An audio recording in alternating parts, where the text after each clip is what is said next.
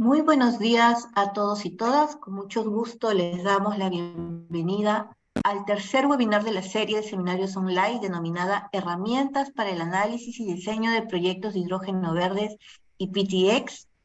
El día de hoy trataremos un tema muy interesante sobre los mercados internacionales para productos y derivados de PTX. Este evento será moderado en conjunto con Patricia Dávila, asesora de GIZ Colombia, en conjunto conmigo, Blanca Rengifo, quien es parte del equipo de ESLA.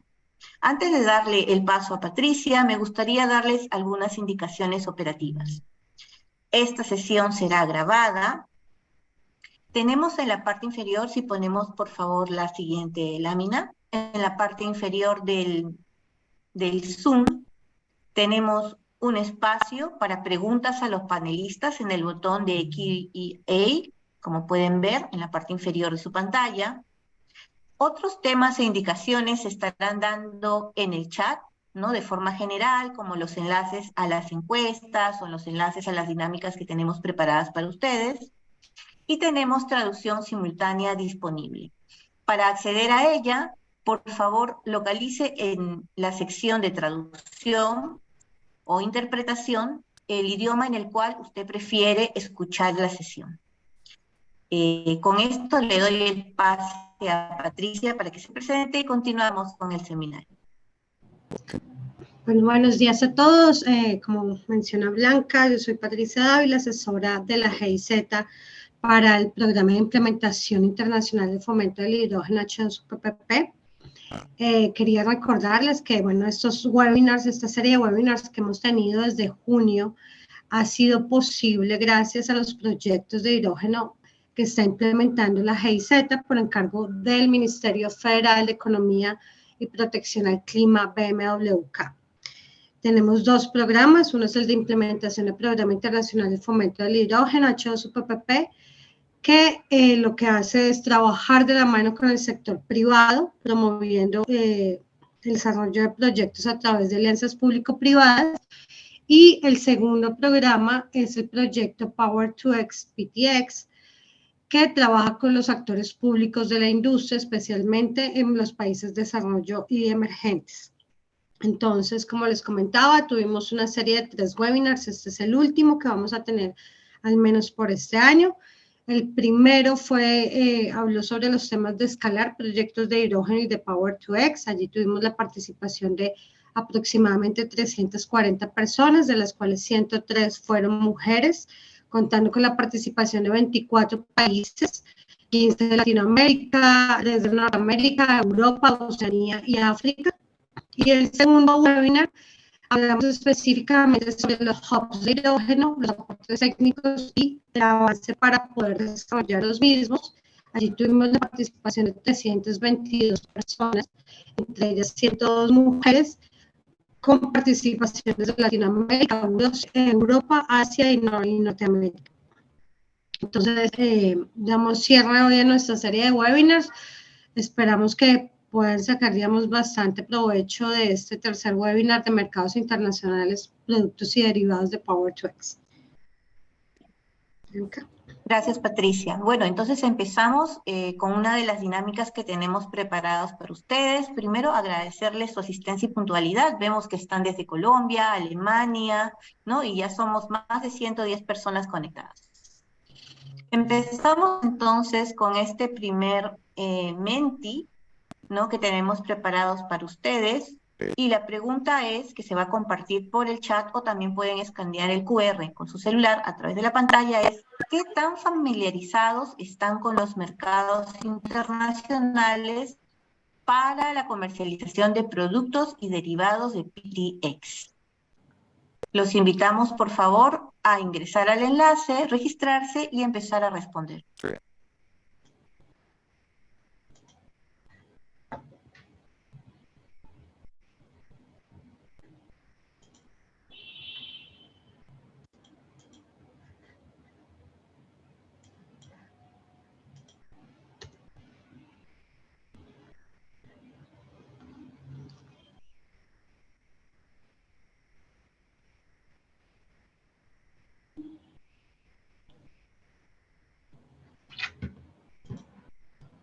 Entonces empezamos a ver algunas de las respuestas.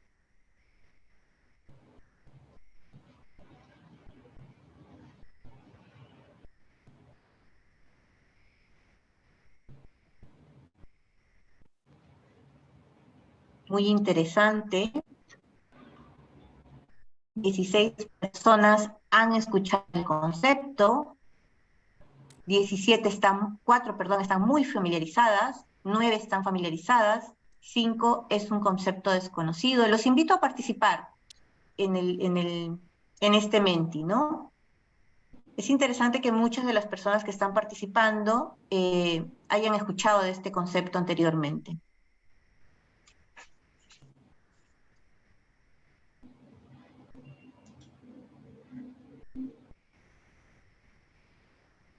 Bueno, dejamos que siga avanzando el Menti y nos vamos enterando de cómo está el conocimiento sobre los mercados para los productos derivados de hidrógeno a nivel internacional.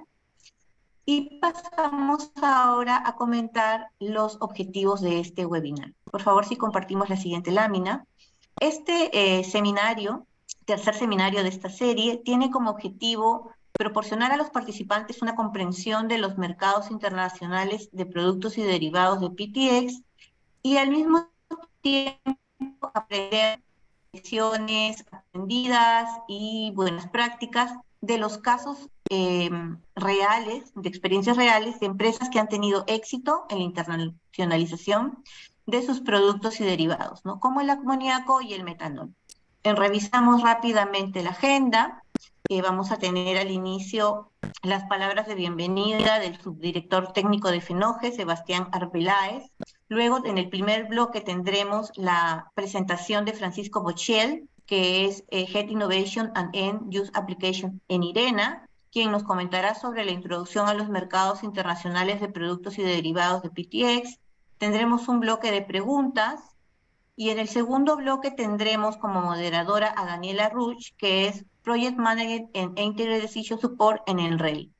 En nuestro panel de experiencias, casos de experiencias sobre 4 productos derivados de PTX, donde trataremos 4 casos sobre fertilizantes verdes, amoníaco, metanol y su distribución en Alemania y Europa, y una experiencia privada desde el sector europeo, ¿no? Entonces, le doy el paso a Patricia. Perdón, voy a presentar a Sebastián Arbeláez, su director técnico de FENOGE. Él es ingeniero industrial y eléctrico con un magíster en ingeniería industrial. Actualmente es subdirector del Fondo de Energías No Convencionales y Gestión Eficiente de la Energía FENOGE, en cuyo rol lidera la estructuración, contratación y supervisión a nivel técnico de los proyectos financiados y ejecutados por el FENOGE. Adelante, Juan Sebastián. Un gusto.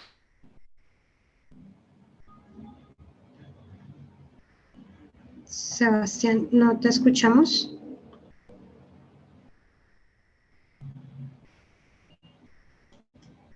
¿Me confirma si me escuchas, por favor? Perfecto.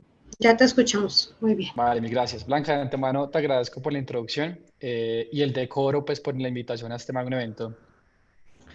Bien, en el marco de esta serie de webinars, herramientas para análisis y diseño de proyectos de hidrógeno y Power2X, iniciativa llevada a cabo en colaboración por LEDSLAC, GIZ Colombia y el FENOGE, el Fondo de Energías No Convencionales y Gestión Eficiente de la Energía, nos enorgullece haber formado parte de este evento virtual en donde se han conectado cientos de personas en Latinoamérica y el Caribe y donde se han desarrollado temáticas relacionadas con el hidrógeno verde, la importancia del desarrollo de los hubs y consideraciones prácticas a tener en cuenta en esta tipología de proyectos. Y para culminar de forma destacada el día de hoy, los participantes tendrán la oportunidad de explorar la temática relacionada con mercados internacionales para productos y derivados de Power2X, con la participación de destacados expertos en la materia y con un background amplio y suficiente en dicha temática. Estos webinars nos han brindado la oportunidad de ofrecer a los participantes un profundo entendimiento de los mercados globales de productos y derivados de Power2X, además de presentar de viva voz la experiencia de empresas que han transitado por la internacionalización de productos relacionados con Power-to-X, tales como el amoníaco. A través de estos webinars esperamos que los participantes, tanto del sector público y privado, hayan obtenido un conocimiento necesario y suficiente para evaluar las oportunidades y desafíos de los mercados de Power-to-X, y también esperamos que hayan adquirido las herramientas que les permita trazar las estrategias para incursionar, bien sea incursionar o expandirse en este mercado, en este tipo de mercados, teniendo como referencia las experiencias de las empresas que han sido partícipes en estos webinars. Y para culminar mi intervención en este encuentro virtual, esperamos que puedan disfrutar el intercambio con los diferentes ponentes el día de hoy. Con esto culmino la intervención, les agradezco la participación y la invitación. Les deseo un feliz día. Muchas gracias, Juan Sebastián, por las palabras. Como lo mencionaba Juan Sebastián, esto es una iniciativa que venimos trabajando en conjunto con FENOGE y pues se ha desarrollado para poder apoyar todo el tema de entendimiento y formación de capacidades alrededor de los actores públicos y privados. Bueno, vamos a iniciar en nuestra primera fase, digamos, del webinar, toda la parte introductoria. Les recuerdo que ustedes pueden ir haciendo sus preguntas en el chat, donde está preguntas y respuestas. En estos segundos nosotros asistimos a los panelistas para responder las respuestas mismas. En esta primera parte tengo el honor de presentar a Francisco Coach, el director de Innovación y Aplicaciones de Uso Final de la Agencia Internacional de Energía Renovable, SIENA.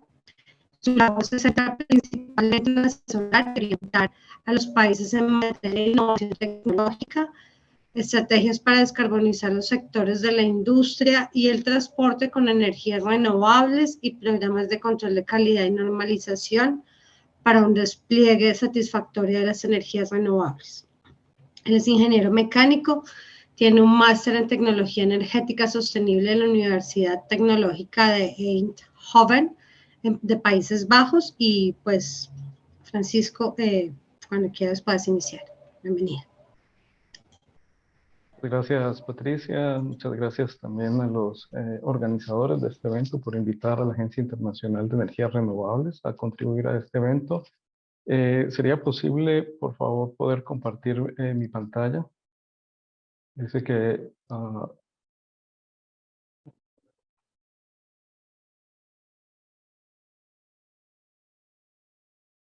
muy bien.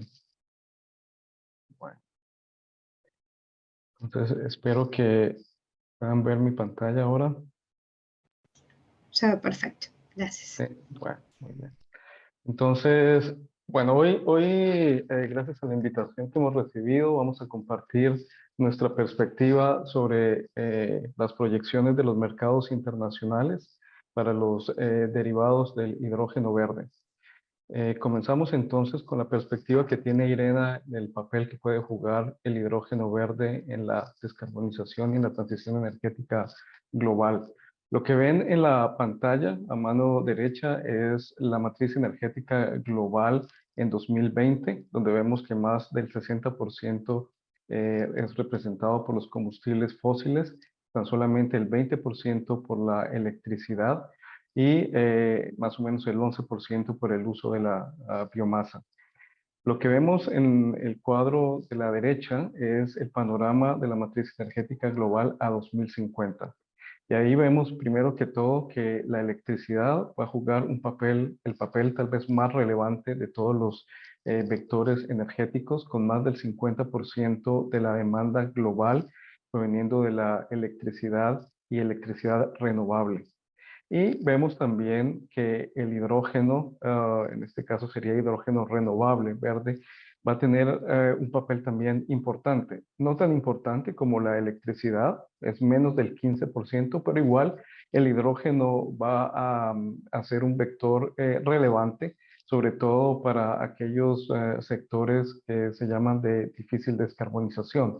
Entonces, más o menos vemos que el 14% de esa demanda energética final a 2050 puede venir del hidrógeno verde, y ese hidrógeno verde igual proviene de la electricidad, lo cual quiere decir que en todo caso, sumando el uso directo de la electricidad renovable más el uso indirecto, que es por medio del hidrógeno verde, más del 65% de la energía que se demandaría a nivel mundial a 2050 en un escenario alineado con el Acuerdo de París, vendría de la electricidad renovable. ¿Y esto qué quiere decir en términos de cantidades que vamos a requerir para hidrógeno, particularmente el hidrógeno verde? Bueno, es interesante primero notar aquí en esta gráfica, ¿no? El incremento significativo del el hidrógeno renovable a 2030, más de 15.000 petajulios; a 2050, más de 60.000 petajulios de energía representados en hidrógeno verde. Si lo convertimos en unidades de peso, representarían más de 530 millones de toneladas al año de producción de hidrógeno verde a 2050.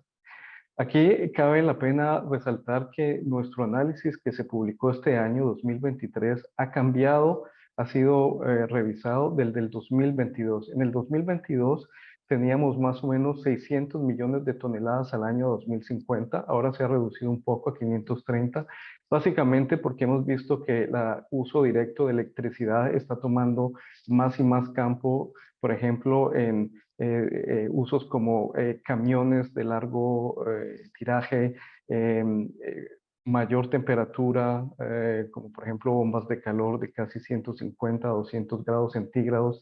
Entonces hemos visto que la demanda que se va a requerir de hidrógeno verde se va reduciendo a medida que la electricidad va tomando más campo.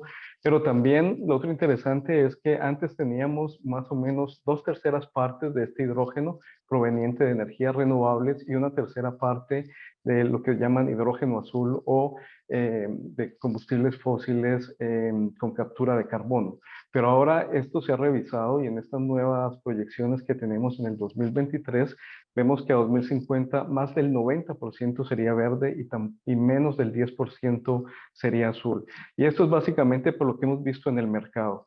Actualmente hay casi 300 proyectos de gran escala de hidrógeno verde que acumulan más o menos en capacidad 230 gigavatios de electrolizadores, mientras que tan solamente hay tan solamente entre 5, ahora creo que hay 7 a 10 proyectos de hidrógeno azul, que equivalentes serían más o menos 7 gigavatios.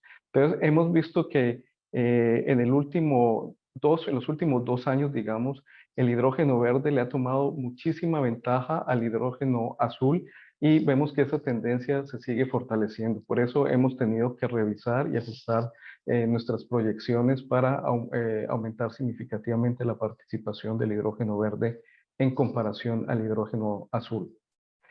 La otra parte es que seguimos viendo la reducción de costos de los electrolizadores. Sabemos que tenemos que llegar a precios de hidrógeno verde por debajo de los $2 por kilogramo de hidrógeno para poderlo hacer competitivo, digamos, y se ve que vamos por buena trayectoria, pero también hay que ver que eso representa inversiones significativas. Vemos que a 2050, para esta producción de hidrógeno verde, se van a requerir alrededor de 15 trillones de dólares acumulados en inversiones de ahora al 2050. Más o menos el 10% de todas las inversiones para la transición energética deberían ir a hidrógeno verde. Si vemos, por ejemplo, la hoja de ruta de hidrógeno de Colombia, se habla de alrededor de 1.8 millones de toneladas al año de hidrógeno a 2050. Eso representaría inversiones a 2050, de aquí al 2050, perdón, de alrededor de 2.2 billones de dólares al año, o acumulado 60 billones de dólares al año. Eso es más o menos el 4% del Producto Interno Bruto de un país como Colombia. Entonces las inversiones son realmente significativas.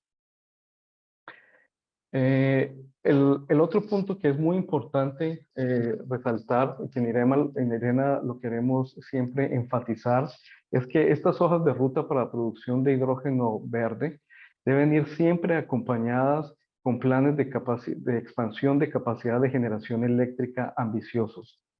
Por ejemplo, la cantidad de electricidad que se va a requerir al año 2050 para producir estos 530 millones de toneladas de hidrógeno verde que hablábamos en la primera diapositiva, está del orden de 25.000 teravatios hora de electricidad al año. 25.000 teravatios hora de electricidad al año es prácticamente, incluso es un poco más de la electricidad que se consume a nivel global hoy en día. Esto quiere decir que es como si a 2050 toda la electricidad que generamos hoy en día en el planeta se utilizara únicamente para producción de hidrógeno verde. Entonces, las inversiones una vez más y los planes de hidrógeno verde ambiciosos tienen que ir acompañados también de planes muy ambiciosos de generación eléctrica. Una vez más, tomando el caso de la hoja de ruta de Colombia, por ejemplo, se espera que a 2050, para este 1.85 millones de toneladas al año que indica la hoja de ruta, se estarían requiriendo alrededor de 20 gigavatios de electrolizadores y más o menos 40 gigavatios adicionales de generación eléctrica de energía renovable, donde hoy en día la capacidad total de generación de Colombia debe estar del orden cercano a los 20 gigavatios. Eso quiere decir que, una vez más, a 2050 es como si tuviéramos en un país como Colombia el doble de la generación total que tiene el país hoy en día, solo para la producción de ese 1.85 millones de toneladas si fueran hidrógeno verde. Entonces, la importancia de articular los planes de hidrógeno verde con los planes de expansión de capacidad de generación eléctrica renovable.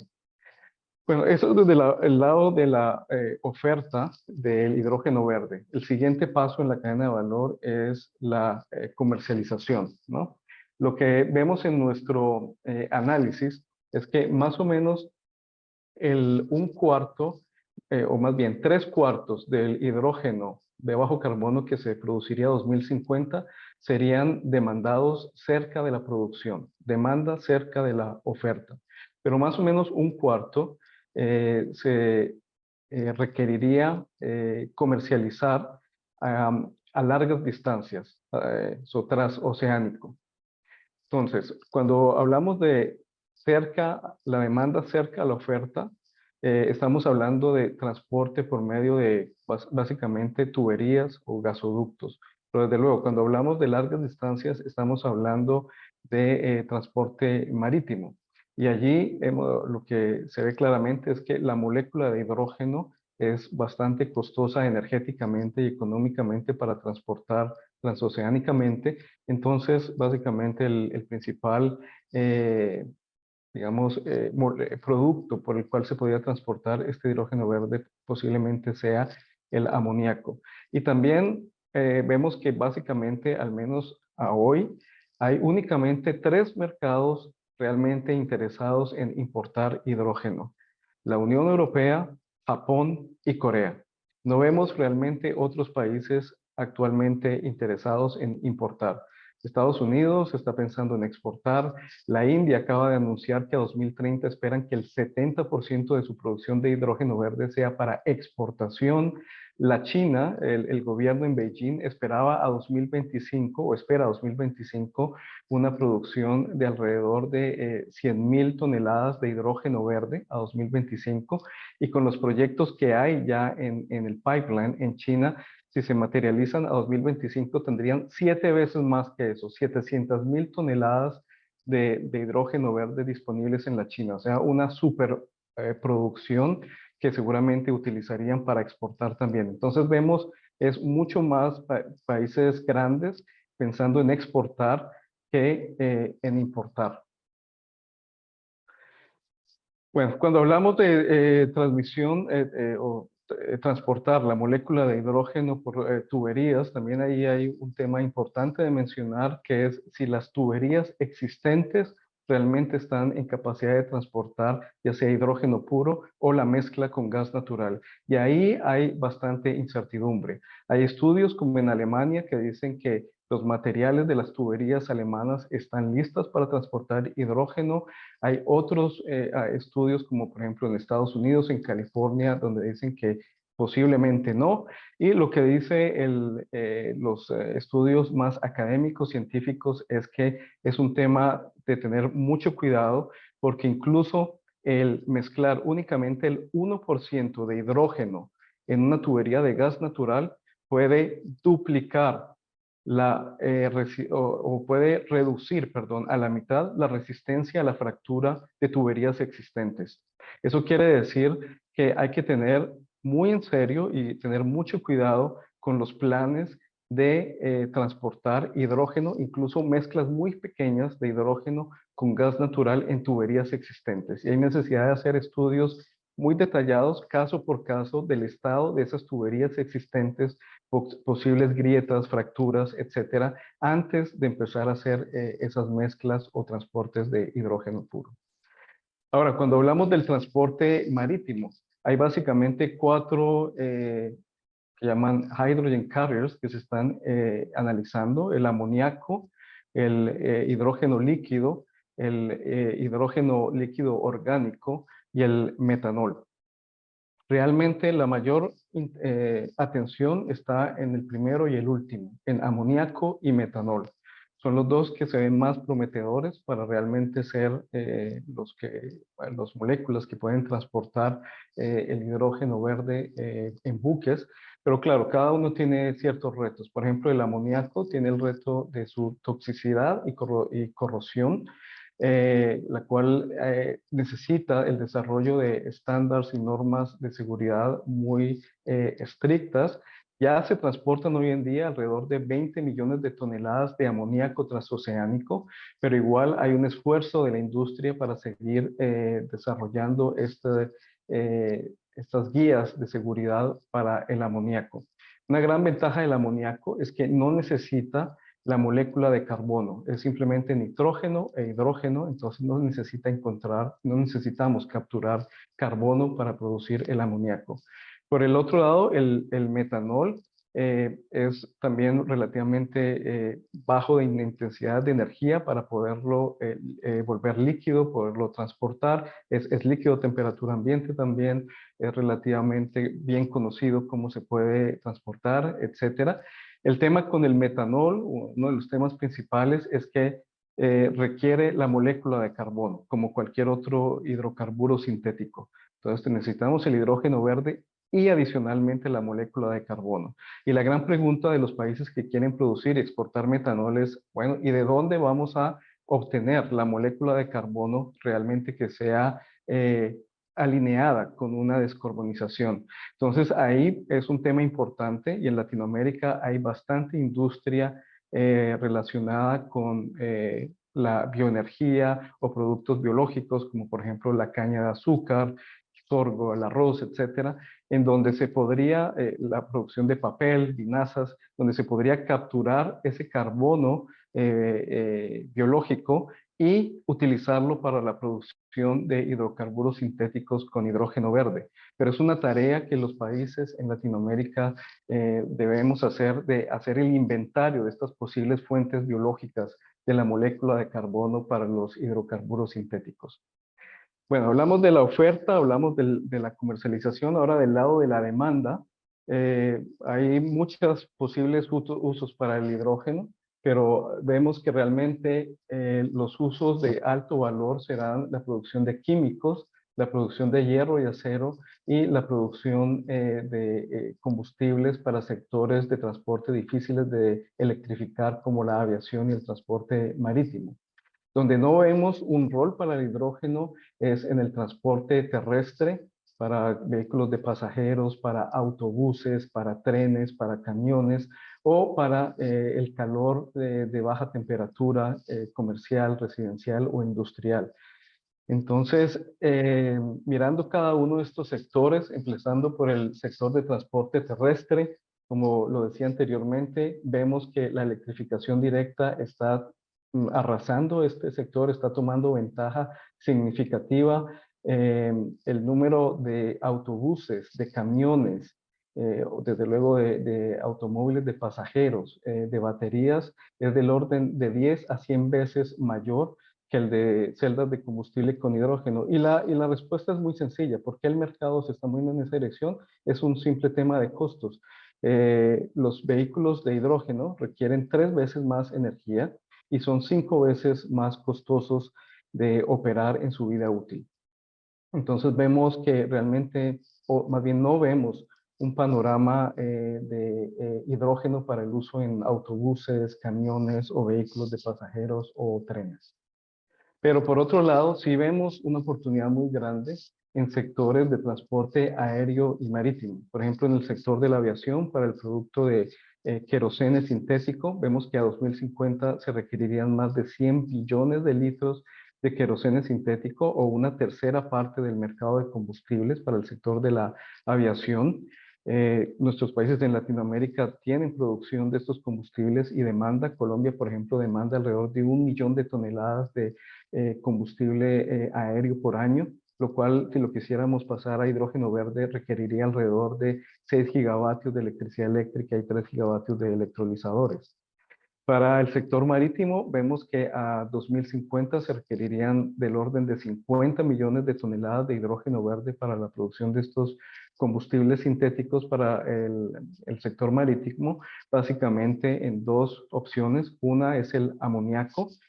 Este amoníaco es más a largo plazo porque aún hoy en día no hay comercialmente disponible motores para barcos que puedan operar con amoníaco. Están en desarrollo y los podremos ver en 2-3 años, pero aún no están comercialmente disponibles. Mientras que metanol ya existen, ya están comercialmente disponibles, incluso híbridos.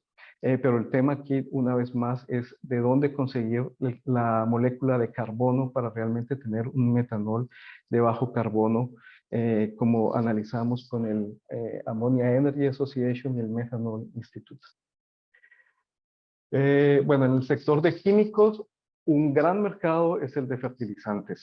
Y eso yo creo que hay que resaltarlo siempre. Ese sí es un mercado de gran valor, la producción de amoníaco para la producción de fertilizantes. Hoy en día se puede producir amoníaco verde en el orden de 700 a $1,000 por tonelada, lo cual, por ejemplo, el año pasado con la crisis en Ucrania y la pandemia en los 2 años anteriores, incluso estaba por debajo del precio de mercado del amoníaco. Normalmente el precio de mercado del amoníaco está del orden de $300 por tonelada, pero durante la época de la crisis subió a más de $1,000 por tonelada. O sea que el amoníaco verde hubiese sido comercialmente atractivo ya sin necesidad de subsidios durante la crisis. Pero claro, eso es un tema coyuntural. Se espera que el precio siga bajando y a 2050 alcancemos precios de $300 a $600, haciéndolos más cerca comercialmente. Y el tema es también el tema de la seguridad alimentaria, ¿no? Colombia, por ejemplo, demanda alrededor de 2 millones de toneladas de fertilizantes. Gran parte o la mayoría es importado de Europa del Este, con todo el riesgo de la vulnerabilidad, de la volatilidad del gas natural, mientras que se podría producir localmente por medio del hidrógeno verde, requiriendo alrededor de 4 gigavatios de electrolizadores y 8 gigavatios de energía renovable para suplir la demanda local de fertilizantes en Colombia. Y el otro tema es en otros sectores químicos, es por ejemplo la producción de químicos de alto valor o plásticos, donde el metanol puede jugar un papel muy importante con el proceso de metanol a oleofinas, el cual ya por ejemplo en la China se está utilizando para la producción de estos químicos de alto valor. Son realmente mercados PTX muy interesantes y que van a crecer a futuro. El otro mercado PTX muy grande y que va a seguir creciendo potencialmente es el de hidrógeno, perdón, el uso del hidrógeno para la producción de acero. Actualmente la demanda de acero global es del orden de 2 billones de toneladas al año, sigue creciendo a más de 2% al año y va a seguir creciendo a ese nivel. Y la pregunta aquí es, para los países que quisieran producir hidrógeno para la producción de acero, es ¿qué debemos exportar? Si exportar el acero como producto final o más bien exportar lo que se llaman hot briquette iron, que es los pellets de hierro reducido de alta calidad reducido con hidrógeno verde. Posiblemente lo que vayamos a ver es un mercado internacional de estos hot briquette iron y no de acero. ¿Por qué? Porque los países industrializados no van a querer detener su producción de acero e importar el acero de otros mercados, van a querer seguir manteniendo los empleos y la industria de producción de acero, pero sí van a requerir el insumo del hierro reducido con hidrógeno verde de otros países.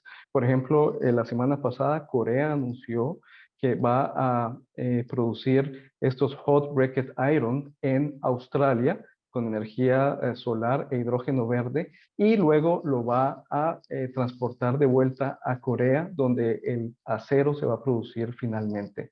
Colombia tiene producción de acero del orden de 1.3 millones de toneladas al año, y por ejemplo, para convertir esa producción en producción con acero reducido con hidrógeno, se estarían requiriendo alrededor de 1.4 gigavatios de electricidad renovable y menos de 1 gigavatio de electrolizadores para cubrir la demanda local en Colombia. Bueno, ahora el tema de la certificación. Lo que vemos es que hay diferentes certificados emergiendo en Europa, en la China, en Australia, en Japón, y aún falta armonizarlos. Sin embargo, recientemente hemos visto ya más certidumbre. Por ejemplo, Estados Unidos ya está más claro que para ellos el hidrógeno de bajo carbono será por debajo de 2 kilogramos de dióxido de carbono equivalente por kilogramo de hidrógeno.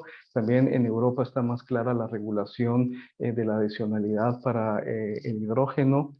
Pero una vez más, lo que estamos viendo acá es que en un posible mercado que va a ser un oligopolio, lo cual quiere decir que va a ser muy pocos países importando y muchos queriendo exportar, la proliferación de certificaciones regionales, por ejemplo, una certificación de Asia, una certificación de Latinoamérica, una certificación de África, no va a tener mucho futuro, porque todas estas regiones que quieren desarrollar certificados regionales están constituidos por países que todos quieren exportar, ninguno quiere importar. Entonces no hay un mercado que realmente vaya a aceptar esa certificación porque todos van a querer exportar. Entonces, lo que se requiere más es la armonización con certificados internacionales, teniendo en cuenta los requerimientos de los principales mercados que van a importar. Una vez más, la Unión Europea, Japón y Corea, básicamente. Ahí es donde la cooperación regional puede tener mucha utilidad de ir en bloque y negociar con estos mercados que van a importar los requerimientos para poder alinearlos con lo que ellos van a requerir a un futuro. Entonces, ese es otro tema importante porque ahora hay un boom de certificaciones regionales, pero realmente cuál es el valor de estas certificaciones regionales, creo que aún hay que discutir un poco ese tema. Lo que sí vemos es que en el tema ya de la metodología que se utilizaría para cuantificar la huella de carbono de este hidrógeno, la metodología que muy posiblemente vamos a ver universalizada es la que está desarrollando la ISO en el Comité Técnico 197, que hasta ahora es un Word document, el 19870, que está basado en las guías del IPHE, y básicamente incluye todos los scope 1, 2 y 3, y es muy posiblemente lo que vamos a ver. Entonces, una recomendación para los países latinoamericanos es que sus comités de certificación y estandarización, por ejemplo el ICONTEC en Colombia, si no lo está, se integre a estos comités técnicos del 197 para empezar a ver cómo se pueden adoptar estas normas técnicas en los países de Latinoamérica.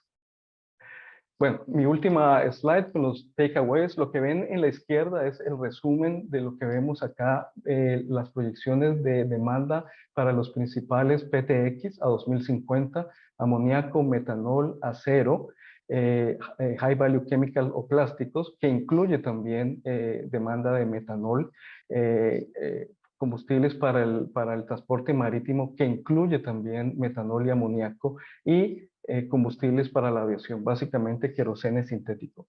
Y lo que vemos es los números que ven ahí en el primer recuadro: amoníaco más o menos 80 millones de toneladas de hidrógeno verde a 2050, metanol 75, acero 55, high value chemical 52, aviación marítimo 55 y combustibles de aviación 18 millones de toneladas requeridas de demanda al año a 2050. También muy importante mencionar una vez más, estas hojas de ruta para PTX deben ir acompañadas con planes de capacidad, de expansión de capacidad de generación de electricidad renovables muy ambiciosos.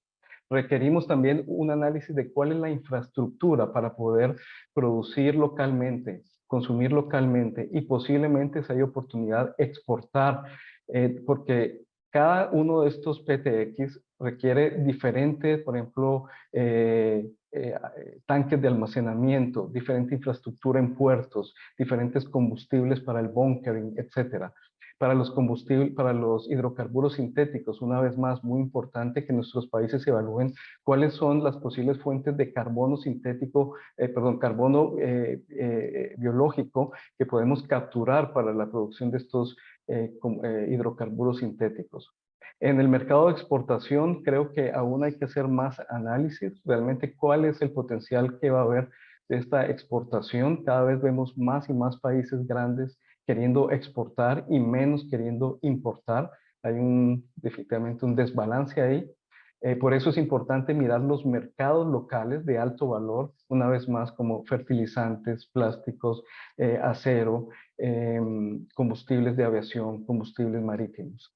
Y desde luego la cooperación internacional es crucial y regional, pero hay que pensar para qué. Certificaciones, ¿para qué? Cooperación de mercados, ¿para qué? Armonización de requerimientos técnicos e infraestructura, ¿para qué? Entonces hay que tener una colaboración internacional muy guiada a realmente cuáles son los mercados locales e internacionales que podemos tener regionales y la cooperación e intercambio de conocimiento. Bueno, con eso termino mi presentación. Espero hayan recibido algo de información nueva y que pueda de pronto adicionar valor a sus proyectos y estoy disponible para cualquier pregunta.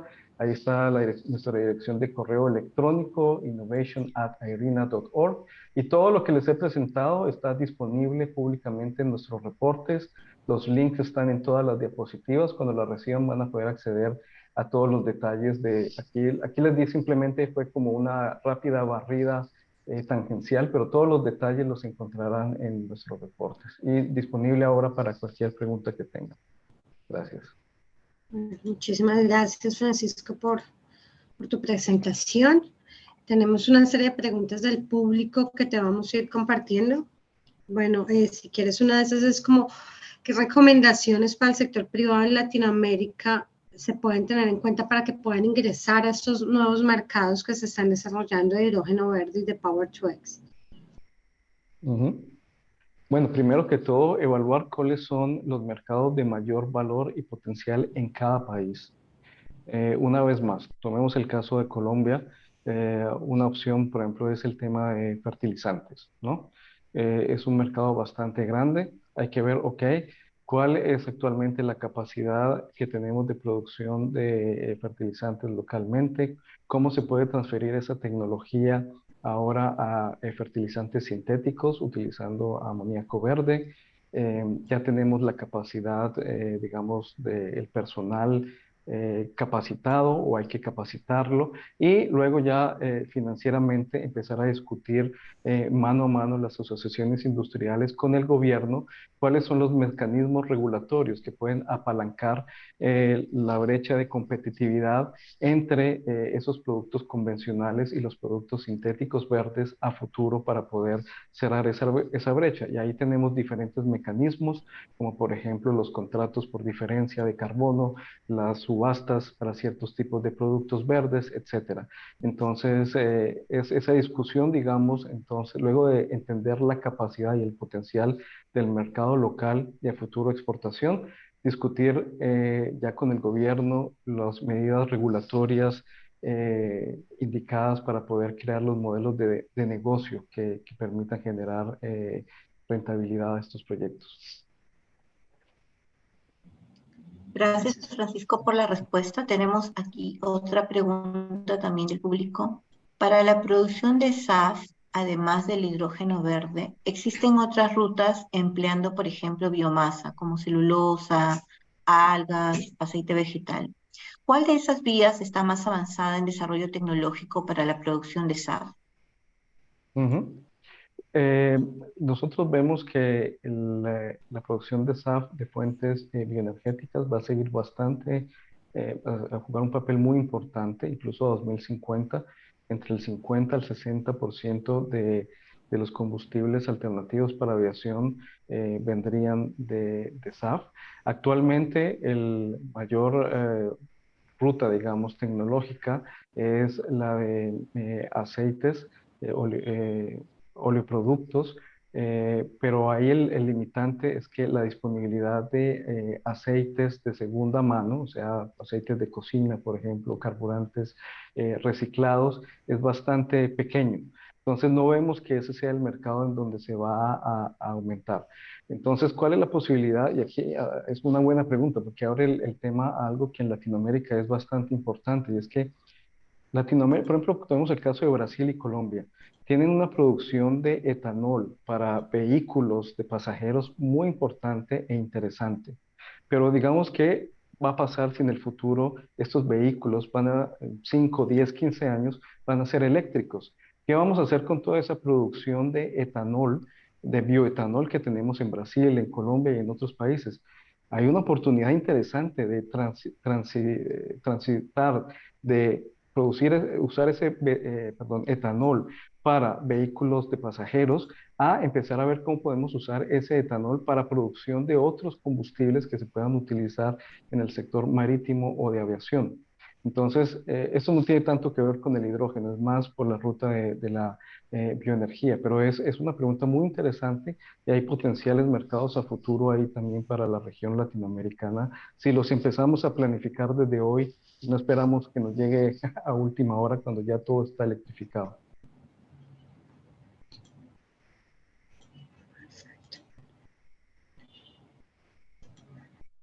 Gracias, Francisco. Tenemos una tercera pregunta también desde el público.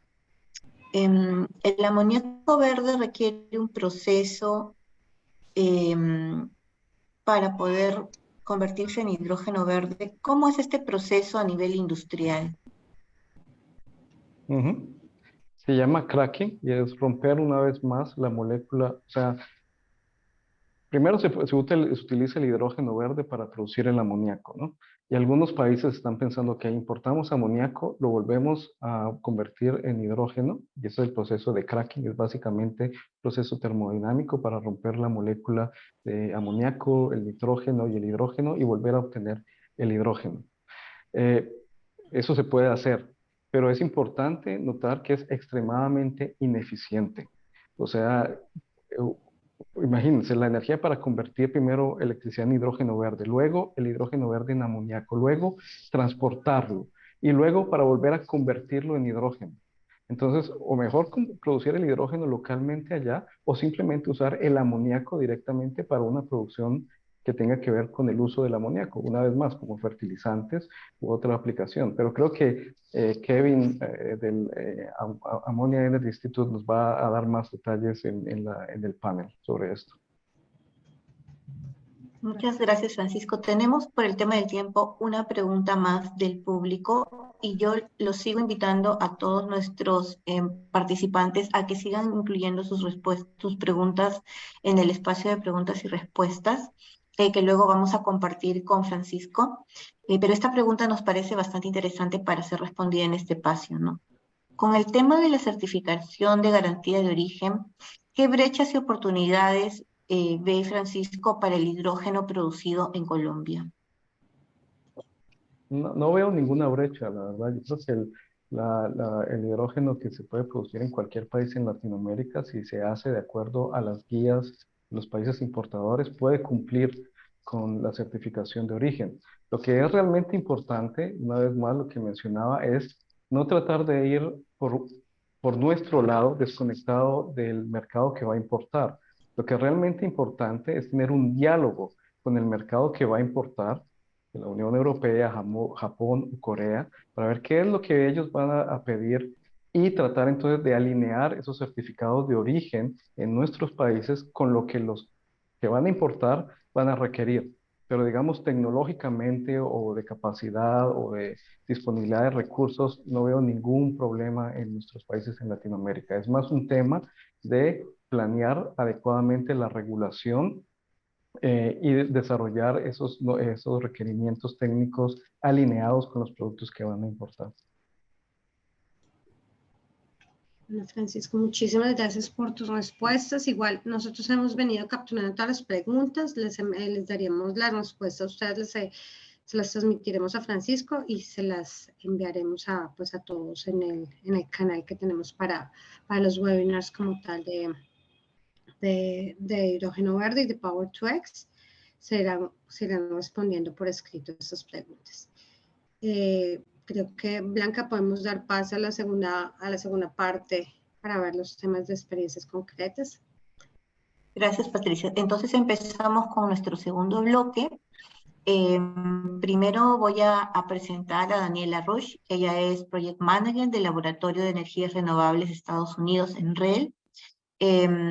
Daniela es coordinadora de proyectos internacionales del Laboratorio Nacional de Energías Renovables de los Estados Unidos en REL, como ya lo había comentado. Tiene una maestría en Alemania sobre gestión de energías renovables y realizó su tesis de maestría en hidrógeno verde y gas sintético derivado del hidrógeno verde con aplicaciones en Perú. Con ENREL, ella es la nueva secretaria global para GCAP. Ella es el punto focal también para la iniciativa LESLAC y como pueden ver es una apasionada del hidrógeno verde. Te doy la bienvenida, Daniela, por favor, a este panel. Gracias. Muchas gracias, Blanca. Buenos días a todos.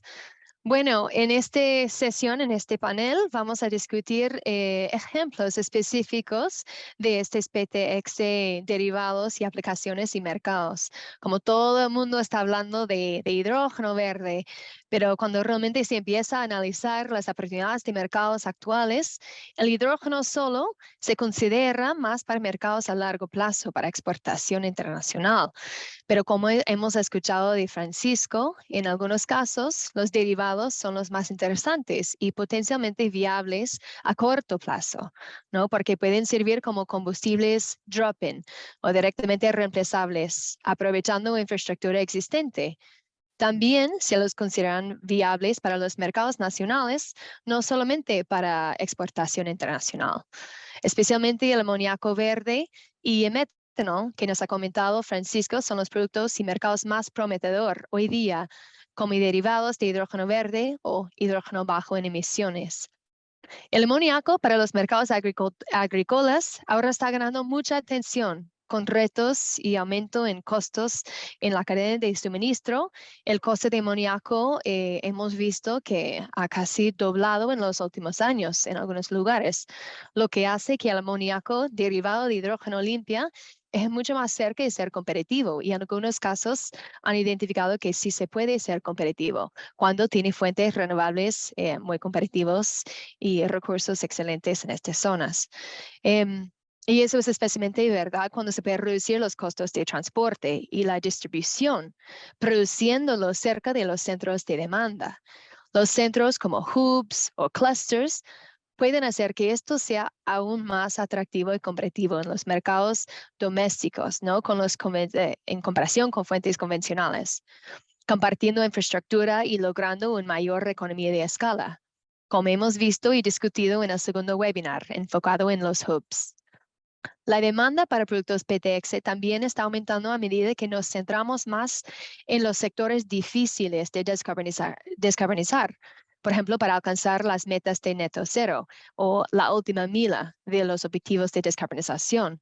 Por ejemplo, el metanol, ¿no? Aplicaciones en industria y para productos finales de hidrógeno como acero verde, donde los mercados están pagando una prima para alternativas bajas en carbono. Aunque sabemos que estas tecnologías PTX son muy prometedoras, hoy en día es muy difícil encontrar ejemplos reales y en operación. de lo que podemos observar y aprender de las lecciones aprendidas, especialmente en casos relevantes para la región LAC.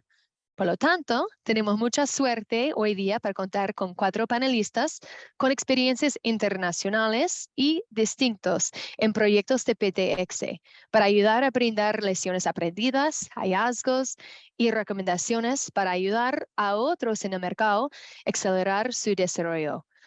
Hoy tendremos 2 panelistas de Colombia y los Estados Unidos, quienes van a hablar sobre su experiencia con amoníaco o fertilizantes derivados de hidrógeno bajo en emisiones que se puede usar, por ejemplo, en aplicaciones agrícolas. También tenemos 2 panelistas adicionales de Europa, de Alemania y España para compartir su experiencia con los e-combustibles derivados de hidrógeno limpio, por ejemplo, para aplicaciones en movilidad sostenible. Entonces vamos a iniciar con estos 4 panelistas. Van a dar unas presentaciones breves cada uno, específicamente enfocado en sus productos, cuáles son sus productos y cómo están desarrollándolo en los diferentes mercados. Iniciando con Annie Santo Domingo de Colombia, que es una asesora técnico del proyecto NAHAG y también forma parte de GIZ Colombia, quien va a hablar de fertilizantes derivados de hidrógeno limpia, obviamente para aplicaciones en agricultura. También hablando de amoníaco, tenemos Kevin Rauenhorst de los Estados Unidos, quien va a hablar de aplicaciones PTX específicamente en amoníaco. El tercer caso tenemos Matías Olafsson de Alemania y Europa, que va a hablar sobre diferentes ejemplos de implementación y aplicación de metanol y viene del Instituto de Metanol. Y el cuarto caso es una experiencia del sector privado de Europa de parte de Enrique Iglesias, quien es responsable de estructuración comercial de la unidad de negocio de hidrógeno y generación limpia de CEPSA de España. Entonces, muchísimas gracias a nuestros panelistas para acompañarnos y compartir con nosotros su experiencia en PTX. Vamos a iniciar con una breve presentación por parte de Annie Santo Domingo de Colombia. Por favor, si se puede compartir su pantalla, Annie. Sí, perfecto. Gracias. Segundo, por favor. Claro.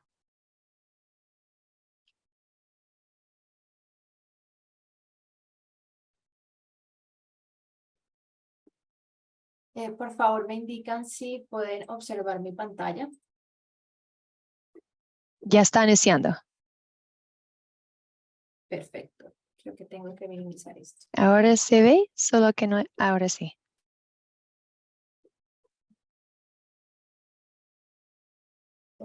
Vale, voy a colocar esto como por acá abajo. Perfecto. Bueno, primero que todo, muchas gracias por la invitación a este panel, a los organizadores, a los asistentes. Muchas gracias por todos los esfuerzos que hacen para organizar este tipo de eventos tan valiosos de intercambio.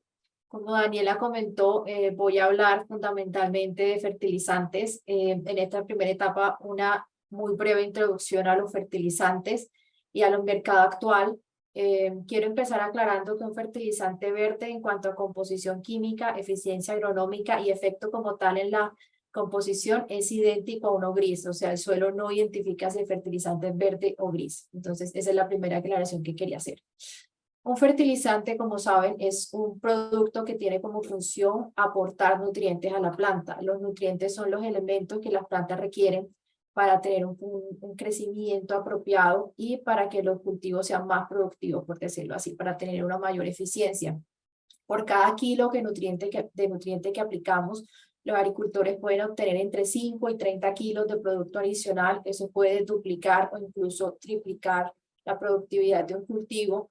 De hecho, si no tuviéramos fertilizantes minerales, hoy solamente podríamos cultivar el 50% de la comida que tenemos en estos momentos. Entonces, eso hace visible que los fertilizantes son muy importantes para la seguridad alimentaria mundial. Y de hecho, cuando vemos las proyecciones de incremento de la población mundial, se hace visible también que la cantidad de fertilizantes, la producción de fertilizantes debe aumentar. La proyección más conservadora es que debe crecer más del 50% en 2050 comparado con los volúmenes que registraban en el 2012.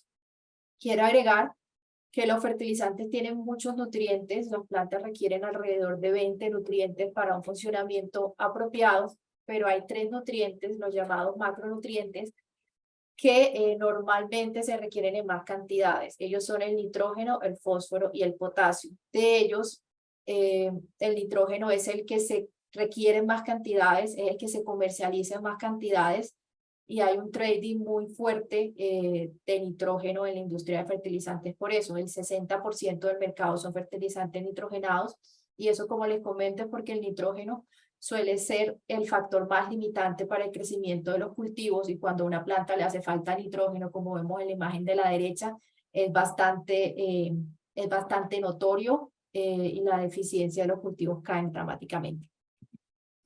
Entonces, ya un poco más respecto al mercado, pues quiero comentarles que en realidad fertilizantes nitrogenados hay muchos. Lo que ven allí es un árbol de los principales fertilizantes derivados del amoníaco. No vamos a entrar en mucho detalle por tiempo, pero pues les quiero comentar que son básicamente 3 familias principales. La primera son los derivados del ácido nítrico. El ácido nítrico se obtiene reaccionando amoníaco con oxígeno, y básicamente él da origen a la familia de los nitratos y a fertilizantes basados en nitratos. Estos nitratos son fertilizantes de un alto valor agronómico porque tienen nitrógeno en una forma que es rápidamente disponible para las plantas. La otra familia grande que tenemos es la de la urea. La urea se obtiene haciendo reaccionar amoníaco con CO2. Tiene una menor eficiencia agronómica porque no está el nitrógeno en una forma en la que la planta la puede rápidamente asimilar, sino que tiene que pasar varias transformaciones en el suelo. Pero bueno, esa es la otra familia, y de hecho es la más popular porque es muy barata. Digamos que ahorita mismo la urea, cuando tú tienes una producción de amoníaco gris, pues tienes el amoníaco y además tienes el CO2 como subproducto. Entonces tienes ahí los insumos para montar tu planta de urea.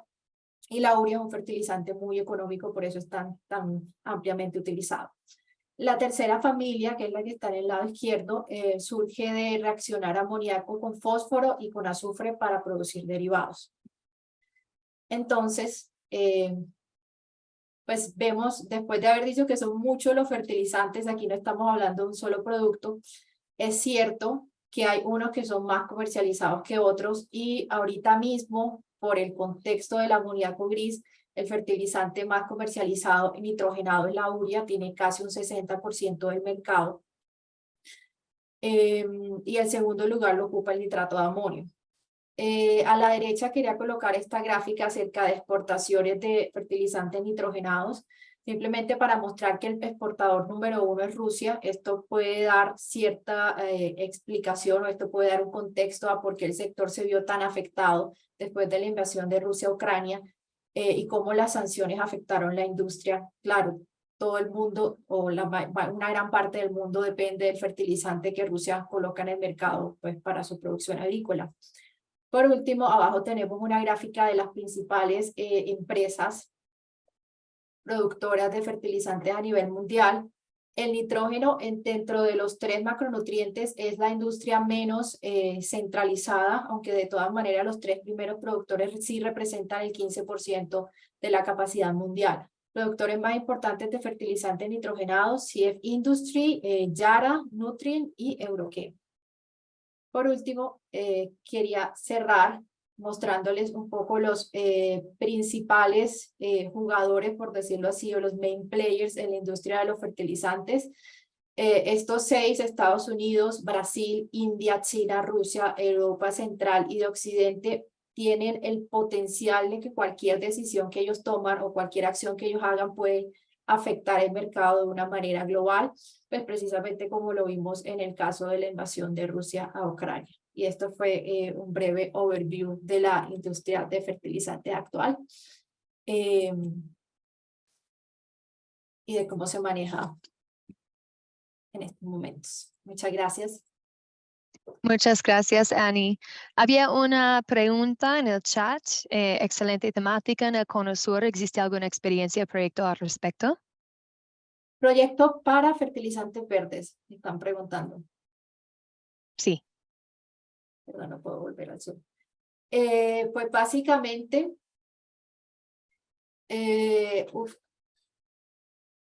en Colombia, por ejemplo, sé que se firmó un memorando, de hecho es una noticia pública de entendimiento entre Monómeros Colombo-Venezolanos, que es la principal productora del país, y el distrito o la gobernación local, para producir amoníaco verde. Son 100.000 toneladas de amoníaco verde con las cuales se va a reemplazar la producción o se va a utilizar para producir fertilizantes a partir de amoníaco verde, sustituyendo las importaciones actuales de amoníaco gris. Ese es el proyecto que conozco en Colombia. Ya se tiene el memorando de entendimiento para la energía. Se va a utilizar con el parque eólico. Eso es Latinoamérica. En Europa y en Estados Unidos, entiendo, ¿no? En Europa y en Estados Unidos hay más proyectos, muchos más proyectos. De hecho, Yara anunció este año que ya va a empezar a producir fertilizantes verdes para la venta. La última noticia que leí fue en Estados Unidos, la leí en una revista de ahorita julio-agosto, que Stamicarbon firmó para producir un complejo de nitrógeno con producción de amoníaco verde, 450 toneladas por día en Estados Unidos. Y bueno, sí se está moviendo mucho el tema, o sea, de hecho, la producción para el uso de amoníaco verde para fertilizantes se espera que sea de los primeros sectores donde tenga una utilización el amoníaco verde, pues porque es un sector que ya existe y hay una demanda actual. Muchas gracias. Y también para añadir, hay dos ejemplos en el chat. La empresa Monómeros de Colombia está proyectando iniciar pronto una planta de producción de amoníaco verde. Y el otro de Argentina, la empresa Profitil está con un proyecto de desarrollo de amoníaco verde para su planta de urea. En Argentina también hay proyecto de Bahía Blanca. Gracias a todos por sus aportes y gracias, Ani. Había otras consultas rápido en el chat. Había cuál es su efecto residual. El efecto residual de la producción de amoníaco verde a través de este proceso como derivado de hidrógeno verde para la producción de amoníaco. Hay residuales que deberían considerar. No estoy muy segura de agregar, de haber entendido la pregunta. Si es en efecto hacia la producción de fertilizantes, digamos que después que tienes amoníaco verde, el proceso para producir fertilizantes verdes no cambia, es el mismo, son exactamente los mismos procesos. Entonces no entiendo bien lo del tema de residuales. No sé si la persona podría aclarar un poco más, pero pues en efecto son los mismos procesos. Si ya tienes amoníaco verde, la urea lo haces en los mismos equipos, solamente que el CO2 debería ser biogénico si quieres que la urea sea verde. Para sacar el nitrato de amonio tienes que producir ácido nítrico, son los mismos equipos. Entonces no sé si hacia allá va la pregunta. Si quiere clarificar la pregunta en el chat y si puedes revisarlo. La otra pregunta era para que el amoníaco sea verde, la energía utilizada por el proceso Haber-Bosch debe ser verde. ¿Cómo se logró esto? Esa es la última pregunta. Está pidiendo si el proceso de Haber-Bosch tiene que ser, sí entendía, ¿no? Sí, claro, sí. Para que bueno, creo que Kevin también quería aclarar algo. En efecto, pues a través de energías renovables, no estoy muy segura tampoco si quiere alguna especificación más. Haber-Bosch bueno, ahorita hay tecnologías que lo pueden llevar a cabo a menor presión, depende también de un tema de escala, cuál es la presión más conveniente, pero sobre todo para los equipos de compresión se necesita que la energía sea verde, pues porque si no va a tener un CO2 allí que hay que meter en el cálculo de la huella de carbono. Perfecto. Y si hay más clarificaciones o preguntas, lo pueden poner en el chat. Muchísimas gracias, Ani. Regresamos a ti después de las otras presentaciones para la última discusión. Ahora vamos a tener un caso 2, también enfocado en amoníaco, en este caso por Kevin Rauenhorst de los Estados Unidos. Kevin, adelante, porfa. Gracias. Y esto va a ser en inglés, entonces si quieren traducción, hay traducción por parte de abajo. Go ahead, Kevin. I was just letting them know that there's translation. Bien, muchas gracias. Muchas gracias por invitarme a participar. Hoy voy a hablar del papel del amoníaco descarbonizado en los mercados actuales para que puedan hacerse fertilizantes y el papel del amoníaco para los nuevos mercados.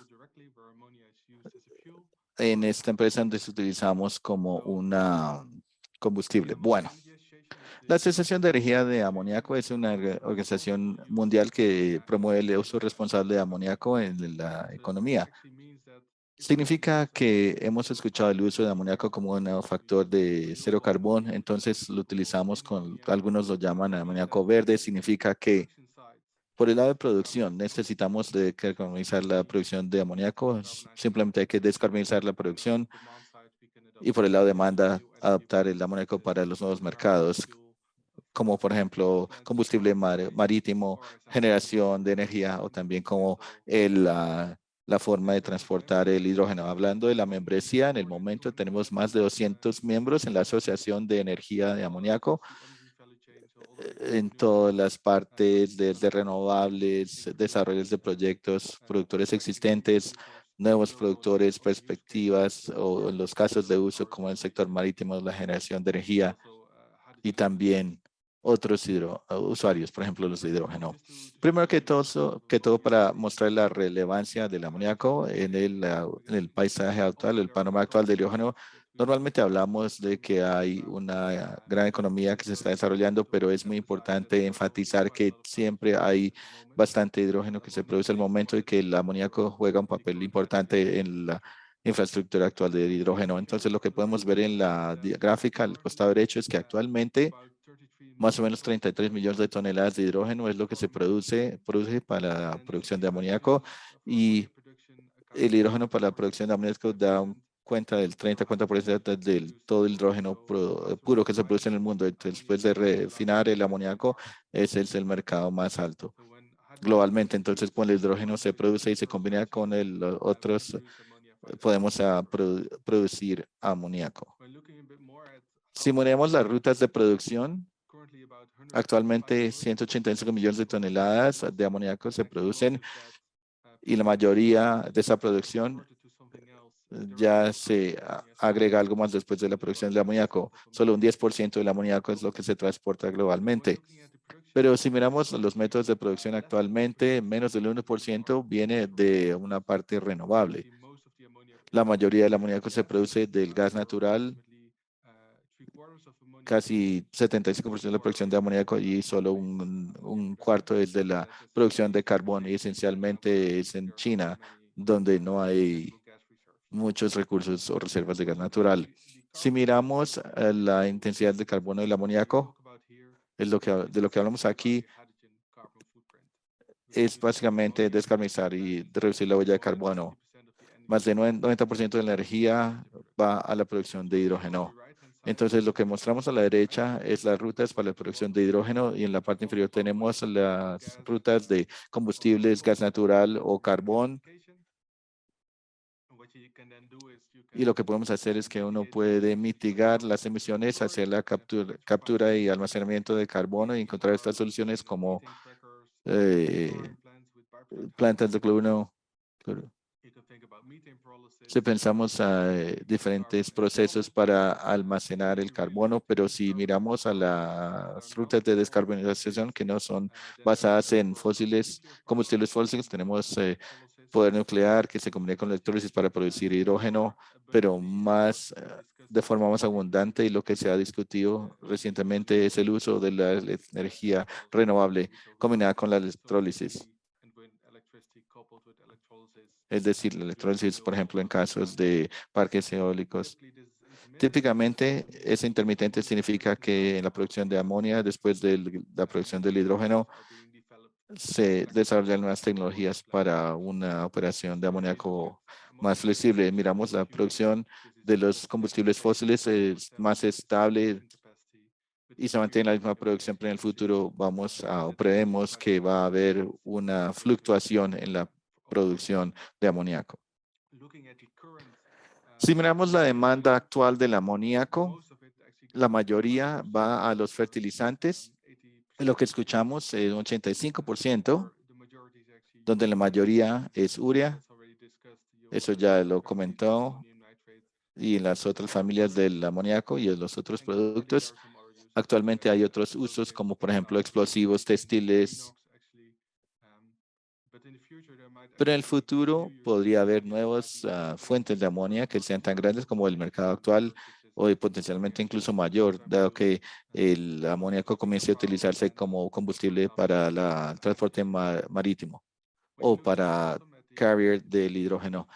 Si miramos la fracción del amoníaco, hacia dónde va, vemos que el 55% del amoníaco va a la urea. Significa que se necesita con el amoníaco para producir la urea. Entonces no es muy fácil de descarbonizar, pero el resto, donde no hay CO2, no se requiere CO2 para el producto, ya se puede descarbonizar. Es bastante fácil porque el amoníaco normalmente tienen plantas de captura de carbono donde se produce el amoníaco y se dirige a estos usos que mostramos en la pantalla, pero es fácil descarbonizar, perdón, las plantas productoras de amoníaco en el presente y en el futuro se podrá hacer con renovables. Si nos vamos a la proyección al futuro, actualmente solo utilizamos para fertilizantes, las fuentes de amoníaco y otros pequeños usos existentes para el futuro. Habrá un mercado para usos en energía. El amoníaco será el primero, el preferido para el embarque o para el transporte marítimo, también para ser un transportador o carrier del hidrógeno para la producción de otros renovables, pero es difícil transportarlo de un punto A al punto B, entonces es importante del norte de Europa hacia Japón o hacia Corea, donde el hidrógeno se utiliza, por ejemplo, en la industria del acero. La generación de electricidad puede ser un gran mercado, como vemos en la gráfica. Solo tuvimos en cuenta Japón, pero en realidad el mercado de generación de electricidad puede ser un mercado grande para el futuro del amoníaco. También tenemos que notar que esta gráfica se hizo en cooperación con IRENA y no es solo que el amoníaco sea el principal combustible. Habrá otras alternativas con mejor eficiencia energética. Amoníaco es solo parte de la mezcla, pero junto con estas estimados más conservadores podemos ver que la demanda del amoníaco para el 2050 va a ser como 3 o 4 veces más de lo que actualmente se pide del mercado. Pero también significa que si vamos a utilizar amoníaco en los nuevos mercados energéticos necesitamos descarbonizarlos, porque el amoníaco solo se produce con combustibles fósiles sin mitigación del carbono, entonces no habrá un beneficio de utilizar este tipo de alternativa. Para los mercados energéticos significa que la producción de amoníaco hay que descarbonizarlas. Y lo que vemos es que hay estas áreas, las rutas de producción, en lugar de producirlo de combustibles fósiles para el 2050, es muy factible que se produzca la mayoría de parte renovable.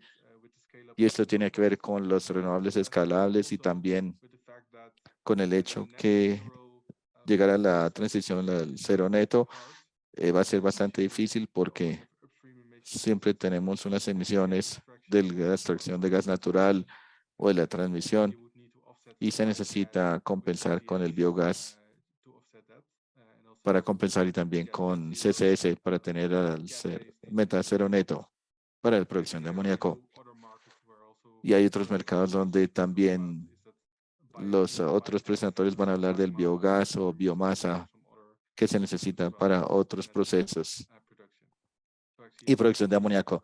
Entonces vemos que la mayoría de producción de amoníaco va a venir de las partes de renovables. Si hablamos de los proyectos, en Colombia hay una necesidad, hay una planta piloto que se está construyendo, pero básicamente en todas partes del mundo los proyectos se mejoran en diferentes fases de desarrollo, se encuentran con respecto a la producción con bajo carbono para amoníaco. Son plantas existentes que se están descarbonizando, pueden ser otras que se construyen nuevas, pero la parte importante del proyecto que vemos en capacidades son plantas de amonio renovable, que es lo que se anuncia en el momento también. Algunas de estas plantas ya están en construcción con más de 100 megavatios de de capacidad desde el 2026 hasta el 2027, de pronto que veamos una gran aumento en las plantas de producción de amoníaco limpio. Ahora hablamos de la producción de amoníaco descarbonizado o producción descarbonizada, 170 millones de toneladas. Y para darles una idea, el porcentaje de lo que era antes, la producción total es más o menos 185 millones de toneladas. Entonces, es similar a la producción actual. Obviamente es una pregunta de si todos los proyectos se van a materializar, pero esto nos da una buena idea de que muchas personas están trabajando sobre el amoníaco renovable como parte de la descarbonización y su estrategia. Gracias por la atención.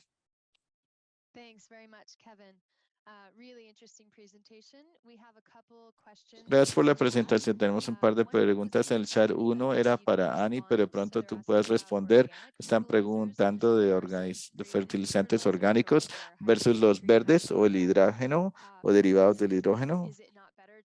¿No es mejor enfocarse en los esfuerzos en desarrollar fertilizantes orgánicos o si hablamos de la escala que se requiere, no es una opción viable y puedes hablarnos de esas alternativas? Bueno, no soy experto hablando de los fertilizantes orgánicos, sería difícil que yo responda, pero lo que diría es que necesitamos actuar en todos los frentes, porque si miramos las emisiones de carbono equivalente del sector fertilizantes, más de 2/3 de las emisiones son después de las plantas de amoníaco. Ahí es cuando uno pone el fertilizante en el terreno, etcétera. Necesitamos básicamente esfuerzos y también fertilización o técnicas de fertilización más eficientes junto con la descarbonización de la ruta. Básicamente es un y, no es que sea una pregunta de uno o lo otro. Bueno, Annie, ¿quieres agregar algo al respecto? Pues básicamente la decisión entre escoger un fertilizante orgánico o inorgánico es algo que se tiene que revisar mirando varios aspectos en conjunto. Es cierto que la huella de carbono de la producción de fertilizantes orgánicos es normalmente menor que la de fertilizantes inorgánicos, sí. Pero los fertilizantes orgánicos son normalmente desconcentrados, mientras que tú en un nitrato de amonio puedes tener 33% de nitrógeno, en un fertilizante orgánico puedes tener 3%. Eso hace que necesites 10 veces el volumen, entonces el impacto en la huella de carbono de los movimientos logísticos de los fertilizantes orgánicos normalmente es mayor. Eso hace que para cultivos grandes, de hecho normalmente hay una menor huella de carbono si se utiliza fertilizante inorgánico. Adicionalmente, es difícil a través de fertilizantes orgánicos adicionar micronutrientes como hierro, cobre, boro, molibdeno, manganeso. Es muy difícil y para hacerlo eficientemente necesita fertilización inorgánica.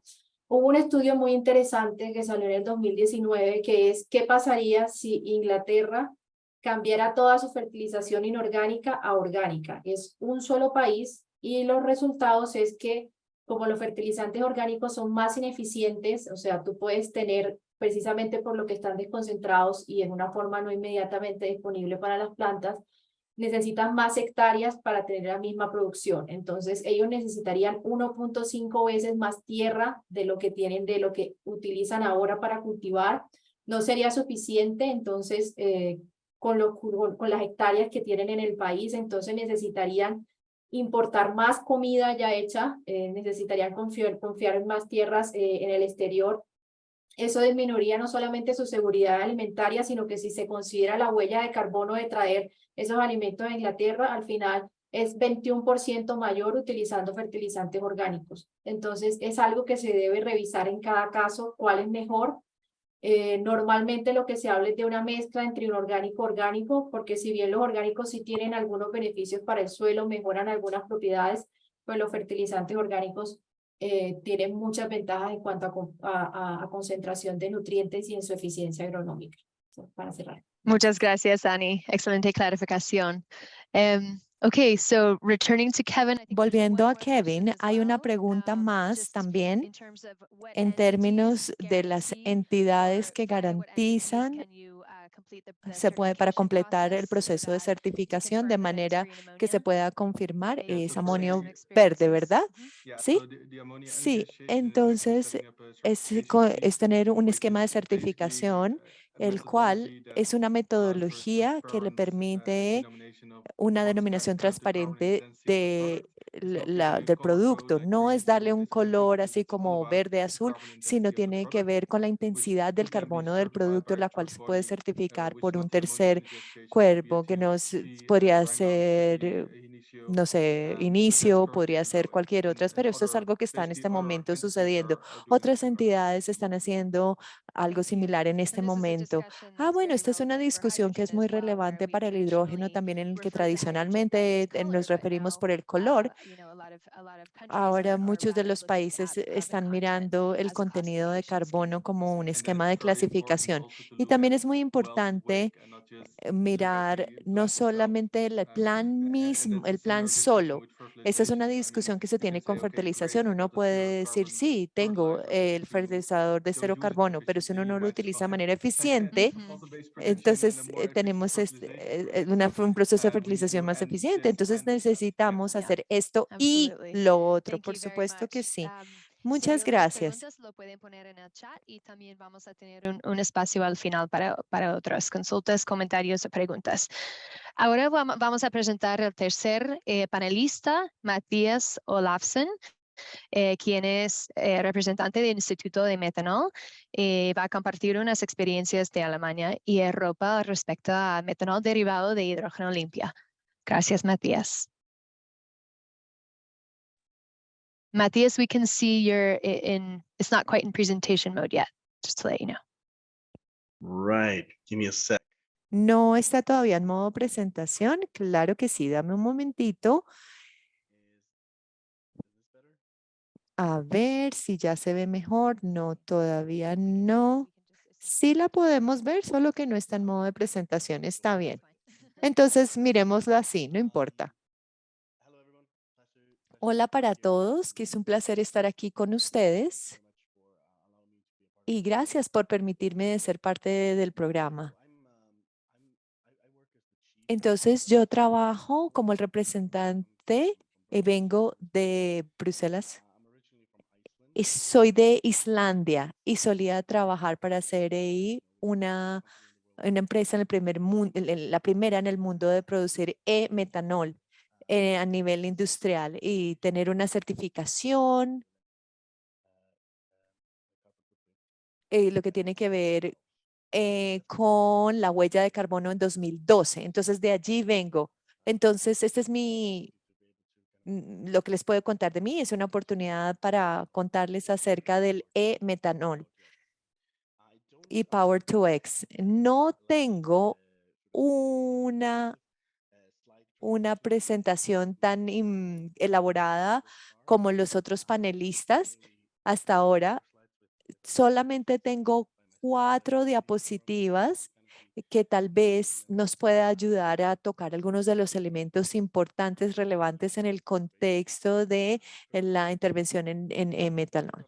Entonces, es una proposición de valor que se centra en el sentido que es líquido en temperatura ambiente y luego puede tener las modificaciones y puede utilizarse como tal y tiene la capacidad de almacenar la molécula de hidrógeno de manera eficiente y por lo tanto va con el segundo círculo que puede dar la reducción de GEIs en los niveles de gases de efecto invernadero. Entonces, otro que tiene que ver es el estado líquido. Es que ha habido proyectos anunciados por medio de los cuales el metanol se está utilizando como el medio de almacenamiento para la electricidad de superávit que se tiene, las fuentes como la eólica y la solar para este superávit. Entonces, una vez que está allí y entra la tenemos y se convierte en metanol utilizando la combinación de electrólisis y la captura de carbono sobre el catalítico. Entonces, el metanol existe en diferentes formatos de carbonos. Estamos hablando de todos, el que se produce alrededor del mundo, de gas natural o de carbón, la mayoría de gas natural y una producción pequeñita es de biomasa. también se produce de esto. Pero como ha sido la experiencia para Kevin y sus colegas, es que empezamos a ver crecimiento en las formas renovables de metanol, la cual me lleva a mi siguiente diapositiva, la cual es que estoy referenciando el trabajo que hicimos con Irene, lo que vimos para el metanol renovable, y estamos esperando los costos de producción para las formas renovables del metanol, enfocándonos en metanol para que vengan los próximos años y décadas para avances en electrólisis y la capacidad de apalancar las economías de escala y otras tecnologías, otros avances en las tecnologías, la captura de carbono y reducir proyecciones para bajar los precios de energía renovable. Y también es muy claro que va a haber crecimiento en este campo. Los informes nos muestran que en 2050 estamos esperando volumen que haya crecido de lo que ahora está en 100 millones de toneladas a 500 millones de toneladas en 2050. Y este crecimiento se atribuye fundamentalmente a las nuevas formas de metanol. Entonces, esto tiene que ver o su capacidad de abordar los desafíos en la transición de movilidad. Históricamente, el metanol se ha utilizado para las aplicaciones químicas, principalmente para el ácido acético y otros, pero el futuro de esto es que se utilice como un producto energético por su movilidad.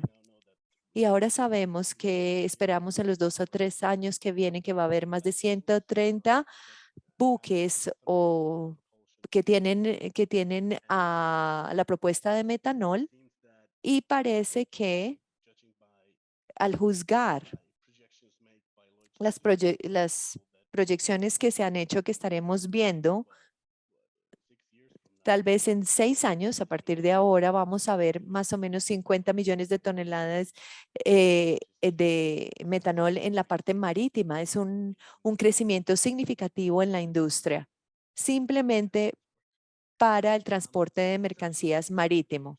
Bueno, aquí quiero comentarles acerca de los proyectos actuales, y es bien claro que tenemos la oferta existente es baja. Bueno, vemos que hay de biomasa y hay una operación, unas instalaciones en Dinamarca, y hay hay unos poquitos en Alemania y uno en Islandia. Entonces, esto es en escala, lo cual no es económico, sino que tiene que ver más con proyectos pilotos. Qué pena, mi hija acaba de entrar aquí, son las 6 en Bruselas. Discúlpenme un momentito, mi hija entró. Bueno, ¿en dónde estaba? Pero estamos viendo un desarrollo en el que la escala está aumentando en los proyectos, y ahora, por ejemplo, el proyecto en el que yo solía trabajar, teníamos 4.000 toneladas de capacidad por año, mientras que ahora, hoy se está viendo de 200 a 250 toneladas, 250.000 toneladas. Entonces, estos planes se espera y tenemos la oferta que aumente en estos formatos, y de hecho mantenemos una base de datos de metanol en el cual indica que en 2027 vamos a tener 8 millones de toneladas de renovable, y este va a ser el e-metanol. Y la mayoría de este volumen ya se ha llevado para lo que tiene que ver con los envíos marítimos, y por supuesto que también vamos a ver cuál de estos proyectos realmente va a llegar a frutos, pero se ve muy buena perspectiva para el futuro. Los aspectos regulatorios, yo pienso que esto es algo como Mi responsabilidad en el Instituto de Metanol, yo trabajo con la Comisión Europea y miembros del Parlamento y las delegaciones de la Organización Marítima Internacional para promover los mensajes relacionados con la movilidad, el metanol, estos aspectos. Y pienso que es un cambio fundamental que se ha tenido en los últimos años.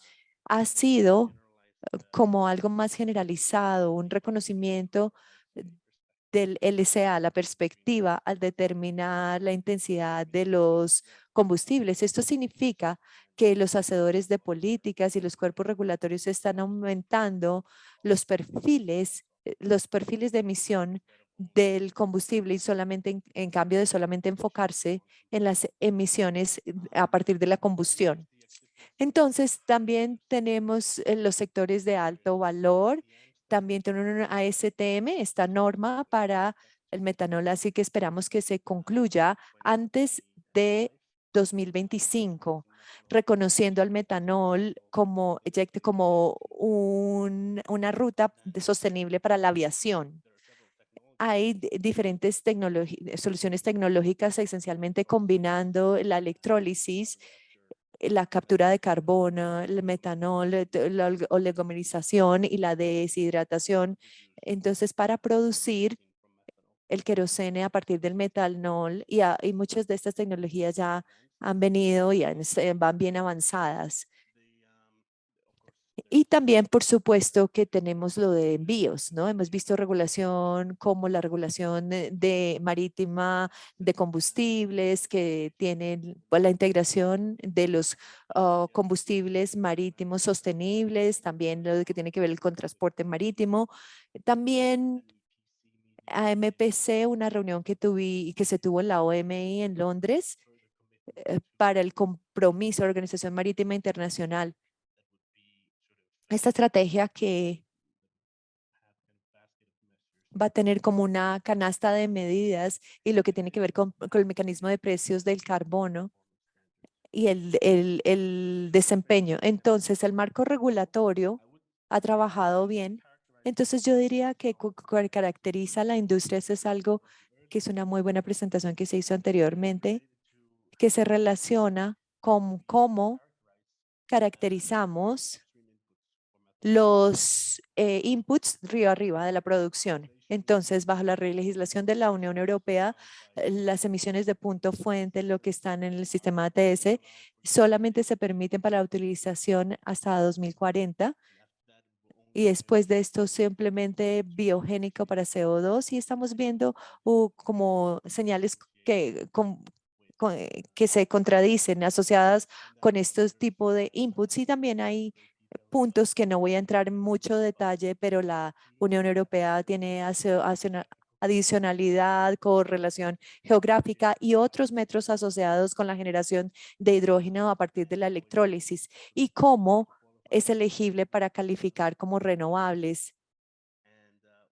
Y todavía tenemos que ver cómo otras regiones enfocan o cómo abordan este tema. Y estamos viendo los lineamientos para ver hasta qué punto los Estados Unidos van a seguir el marco regulatorio que se generó en la Unión Europea. Esto es todo lo que les quería comentar y quiero tomar preguntas si hay alguna. Muchísimas gracias, Matías. Es muy interesante.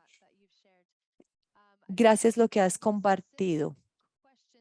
¿Hay preguntas específicas? No, pero hay una general en relación con lo que tiene la cadena de valor. ¿Cómo impacta las derivativos como el metanol proyectado en otros sectores de la economía, específicamente en los territorios para la producción futura? Sí, tal vez me puedes ayudar a abrir un poquitico esa pregunta, Daniela, por favor. Sí, yo pienso que lo cubriste, cómo se proyecta aplicarse en diferentes sectores de la economía. ¿Dónde específicamente ves esto que se aplica? ¿Cuáles son las áreas? ¿Cuáles son los mercados globales más relevantes? Tal vez nos podríamos enfocar en eso. Sí, en términos de la oferta del e-metanol, en el término corto vamos a ver la producción, el 10% del biodiesel, que es metanol, y sustituyendo el metanol por el verde. Entonces vamos a volver a los colores. Va a tener un impacto en la huella de carbono del biodiesel y por lo tanto en el corto tiempo se va a tener, el volumen se va a editar, pero si luego se mira de 3 a 5 años a partir de ahora, parece que se dirige más hacia el envíos marítimos y potencialmente la aviación. Muchísimas gracias. Ahora vamos a movernos a la última caso, de una experiencia desde el sector privado en Europa, enfocado en combustibles para transporte sostenible. Bienvenido, Enrique Iglesias, de CEPSA. No sé si tienes algunas láminas para compartir. Sí, voy a compartir algunas Gracias. transparencias. Bueno, gracias por la presentación y buenos días a todos en primer lugar. Buenas tardes para mí. Matías, I think you have to stop sharing before Enrique can share his slides. Matías, debes dejar de compartir la pantalla para que Enrique pueda compartir la de él. Bueno, ¿Puedes compartir o no sé si se puede? Sí, Matías, pero bueno, are you able en to cualquier stop caso sharing? y mientras continuamos, bueno,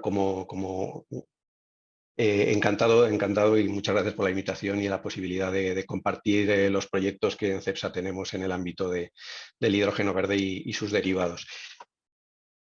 CEPSA es una compañía, bueno, el acrónimo CEPSA significa Compañía Española de Petróleos, Sociedad Anónima, eso denota nuestro origen, es una compañía con casi 100 años de existencia y venimos del mundo del petróleo, pero hace principios de 2022 anunciamos una estrategia muy ambiciosa con un giro muy relevante en nuestra actividad y uno de los pilares de esa estrategia es un desarrollo muy ambicioso en hidrógeno verde y sus derivados que se materializará en disponer de 2 gigavatios de capacidad de electrólisis en nuestros complejos industriales, uno en cada uno de ellos, que ahora pasaré a describir con más detalle.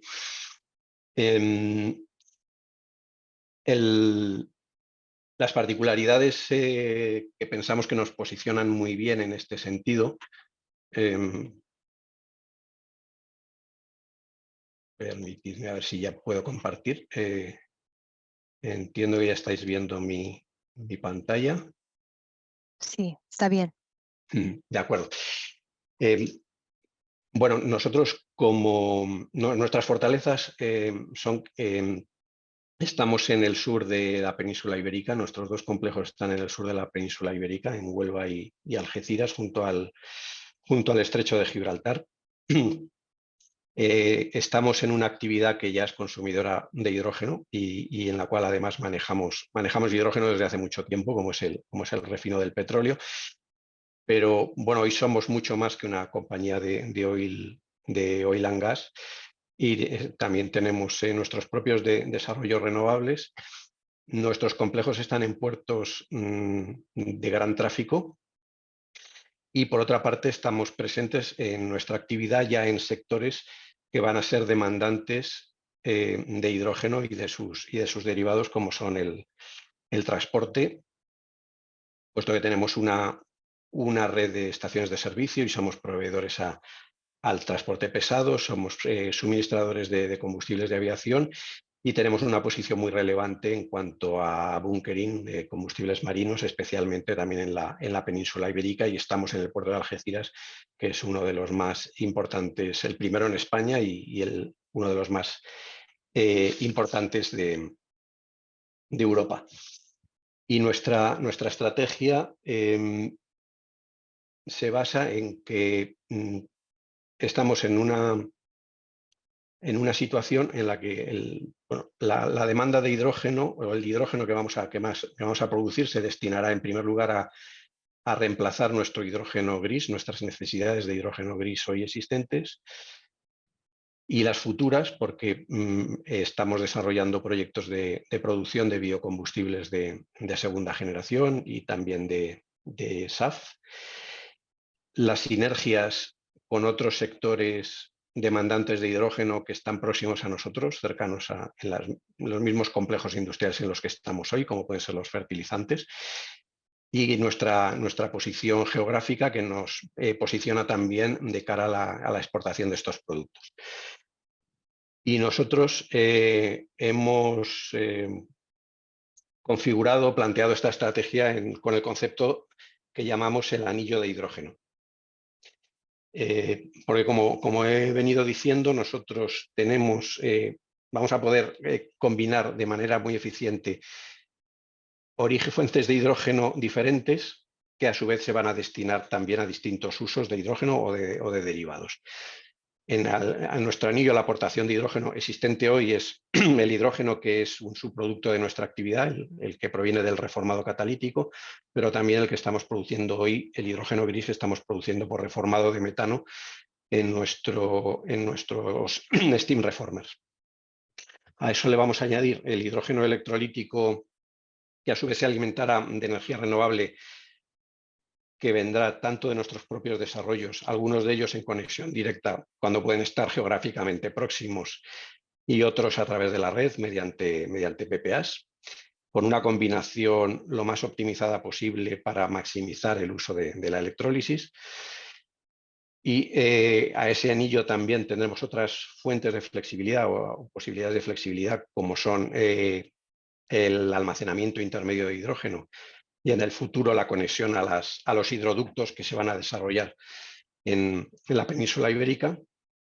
Y como utilización del hidrógeno, pues como decía, nuestra propia demanda industrial y aquella para los productos descarbonizados que van a demandar nuestros clientes, como pueden ser los biocombustibles para el transporte y la aviación, las necesidades de movilidad y con la producción de amoníaco y metanol, destinadas por una parte a satisfacer la demanda futura de combustibles marinos y la exportación.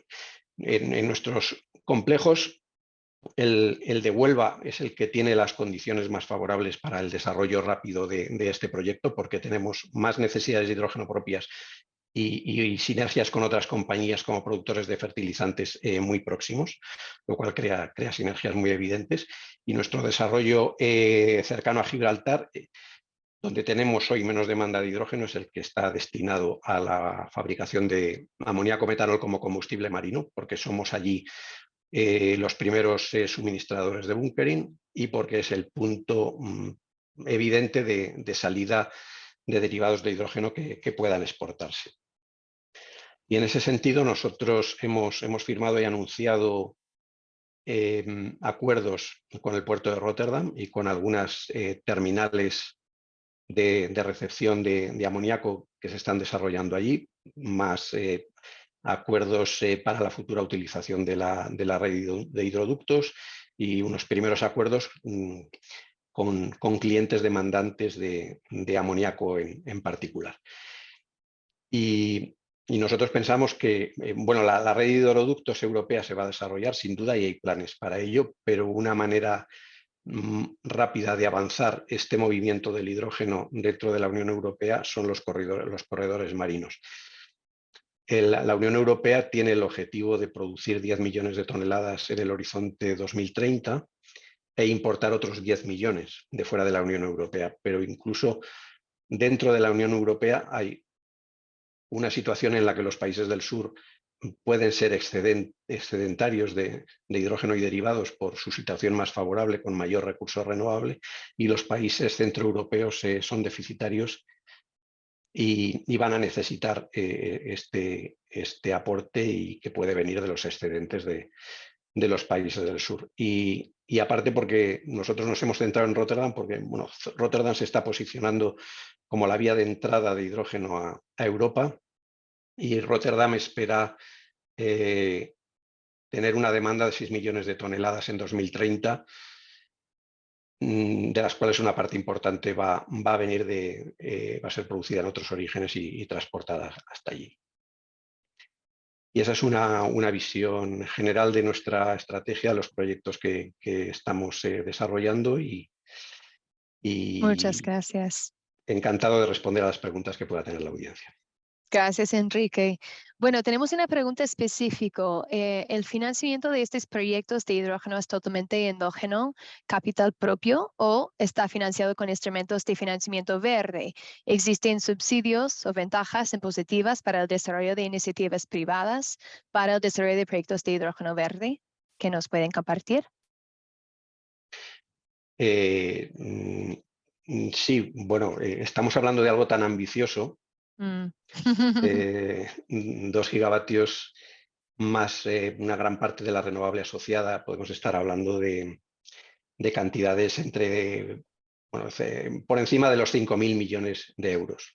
Y evidentemente, pues, aunque consideramos, y bueno, en nuestro caso es una necesidad el acometer esa transformación tan ambiciosa, pero lógicamente vamos a recurrir a los instrumentos de subsidio que pone tanto a nivel español como de la Unión Europea. Y bueno, los instrumentos de financiación, pues bueno, pueden ser muy variados también, porque muchos de estos proyectos o parte de ellos no los vamos a hacer solos, sino que lo vamos a hacer con socios, y recurriremos a instrumentos de financiación pues, a nuestra disposición, y desde luego teniendo en cuenta instrumentos de financiación verde, por supuesto.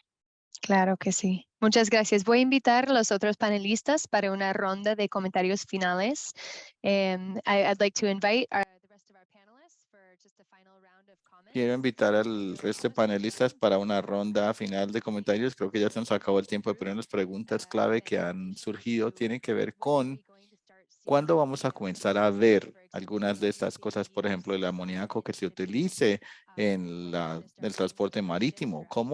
¿Cuándo veremos los primeros buques que utilicen amoníaco? Realmente la implementación de estos productos PTX en mercados domésticos, y cuáles son las condiciones habilitantes más importantes que ustedes han visto que realmente necesitamos superar en estos momentos para desarrollar mercados en el corto plazo de PTX. So just what are kind of the immediate opportunities for ¿Cuáles son las oportunidades inmediatas para los productos y cuáles son las condiciones habilitantes clave que ustedes prevén que de verdad se necesitan para movilizar el desarrollo de mercados PTX en el futuro cercano?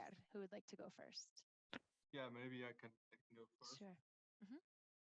Yeah, so on the ammonia side, Bien, por el lado del amoníaco, de pronto lo principal es el costo de las emisiones de carbono. Básicamente el sistema ETS es un motor importante. Queremos implementar la ley de reducción de carbono y aumentar la producción de hidrógeno y renovables. Esos son motores clave. Pero, por ejemplo, si miramos el amoníaco para transporte marítimo, lo que vemos a corto plazo es que ya hay unos motores, pero están aún en desarrollo mayoría. Puede avanzar rápidamente, de pronto en el 2026, 2027 ya veamos ejemplos, dado que los créditos de carbono se mantengan altos, pero aún no estamos en ese punto. Es algo que necesitamos desarrollar, como en la escalabilidad de la infraestructura. Globalmente hay puertos de almacenamiento de amoníaco, hay de terminales de importación y exportación, pero hay que escalarlo, aumentarlo. Y también hay preguntas con respecto a qué tan rápido se puede hacer. Es simplemente un análisis. Estamos lentamente saliendo o está saliendo el amoníaco y entonces está pasando a pequeña escala ya, pero tiene que ser más global, más grande. No sé, Ana, ¿tienes algo para añadir a esto? Vale. Entiendo que son 2 preguntas. La primera, ¿cuándo serían viables? Como saben, estoy hablando de fertilizantes nitrogenados que son un derivado del amoníaco. Entonces, no voy a repetir lo que dijo Kevin, pero pues básicamente para fertilizantes el principal reto es que es un mercado muy elástico. El amoníaco gris es actualmente mucho más barato que el verde. Hay unas plantas construidas, hay una capacidad de producción grande que está favorecida por economías de escala. Entonces, entre los próximos 5 o 10 años, no debería haber una competencia directa entre fertilizantes verdes y los grises. A pesar de eso, estamos viendo que de este año se van a empezar a vender fertilizantes verdes, y es que varias empresas han movido su estrategia hacia allá. Precisamente los modelos que estamos viendo es que no se están escogiendo la producción de commodities verdes, porque el amoníaco verde es muy caro para ser utilizado, por ejemplo, en urea. Ya ustedes vieron, la urea en 60% de mercado es muy abundante, es muy barato. Entonces, lo que las empresas están escogiendo para impulsar su producción de fertilizantes verdes es producir especialidades verdes que tengan alto valor agronómico, que sean parte de un mezclado exclusivo y donde los clientes puedan pagar esa diferencia en precio. Entonces, en el término medio, los fertilizantes verdes van a seguir siendo más costosos que las commodities, pero si se comparan con especialidades pueden ser un poco más competitivos. La otra parte de la estrategia que están utilizando las empresas es no llegar a vender directamente al agricultor común, al agricultor normal, porque para ellos no es una prioridad que el fertilizante o que sus cultivos sean verdes, sino aliarse con empresas grandes de la cadena alimentaria que tengan interés en que sus proyectos sean sostenibles y sobre todo que ya tengan unas metas de descarbonización por las cuales estén dispuestas a pagar ese costo extra. Entonces, por ejemplo, se está viendo mucho sector de flores, sector de vegetales premium, donde se fertiliza con nitratos que son agronómicamente muy eficientes, que tienen una alta pureza, que se pueden implementar en sistemas de fertirriego y donde el productor está dispuesto a pagar ese excedente por menos emisiones de CO2. Gracias. Y Matías, por el lado de methanol, what are the key challenges and enabling conditions? ¿Cuáles son los desafíos clave? ¿Cuáles son los desafíos claves que puedes comentar para darle apoyo al desarrollo del mercado, de este mercado del futuro? Sí, teniendo en cuenta el tiempo, el mecanismo de precios armonizado sobre estos productos, sobre todo en el envío o en el transporte marítimo, un enfoque armonizado para definir la elegibilidad de las opciones para llegar al mercado final, usuario final, sobre todo en el sector de seguridad alimentaria. Pero también debería un sistema de impuestos reducidos según el desempeño ambiental y la densidad volumétrica. No, la densidad energética en lugar del volumen. Great, thank you. Bueno, Enrique, algo gracias. para añadir, algunas condiciones habilitantes claves que quieres compartir. Bueno, yo creo que mis compañeros del panel han mencionado algunos que son verdaderamente importantes. Yo añadiría los aspectos de una regulación clara. Y eso en dos aspectos. Por ejemplo, en el amoníaco, en el uso del amoníaco como combustible marino, está el tema de los motores que ha mencionado Kevin, pero también su uso como combustible requiere el desarrollo de una regulación como combustible muy específica que tienen que desarrollar los puertos en todo el mundo donde este producto se quiera suministrar. Y por otra parte, el aspecto regulatorio también de las obligaciones de descarbonización que se pueden crear y que se pueden imponer.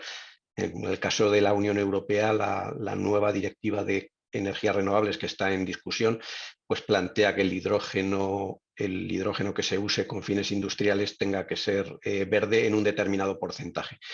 Y eso es algo que sin duda va a apoyar el despegue, pero mientras está en discusión, pues para quienes debemos tomar las decisiones, estamos en una situación un poco complicada. Bueno, muchísimas gracias a los panelistas. Yo creo que hay mucho para superar, pero bastante oportunidades también. Gracias a los panelistas por todos sus aportes y contribuciones y la buena discusión. Lo voy a pasar a los organizadores para las últimas palabras. Muchas gracias a todos.